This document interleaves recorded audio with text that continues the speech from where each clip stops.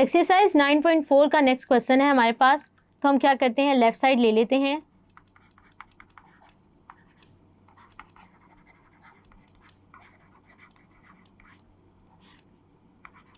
tan theta की value put कर देते हैं, वो होती है sin theta over cos theta, plus इसी तरह cot थीटा की वैल्यू पुट कर देते हैं, होल स्क्वायर ऐसे ही लेने देते हैं।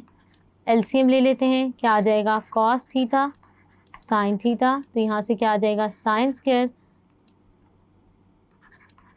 प्लस cos स्क्वायर थीटा, तो यहाँ से क्या आ जाएगा मेरे पास, ये होल स्क्वायर लिख लेते हैं हम, तो ये क्या आ जाएगा साइन स्क्वायर थीटा। आप क्या करते हैं, वो किसके बराबर आएगा, sine square theta plus cos square theta किसके बराबर आ जाएगा 1 के, तो ये टर्म्स इसी तरह लिख लेते हैं।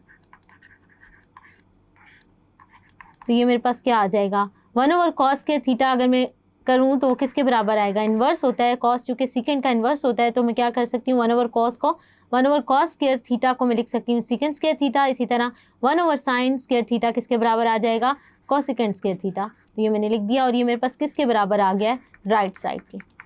अब हमारे पास क्या आ रहा है, थीटा जो है वो क्या है हमारे पास, theta belongs to R but theta is not integral multiple of क्या होगा पाई, क्योंकि हमारे पास साइन थीटा जो है वो डिनोमिनेटर में आ रहा है। तो हमने क्या किया, थीटा की डोमेन को भी स्टेट कर दिया और लेफ्ट साइड को राइट साइड के बराबर प्रूफ कर दिया। होप सो आपको ये क्वेश्चन समझ आया होगा। Thank you.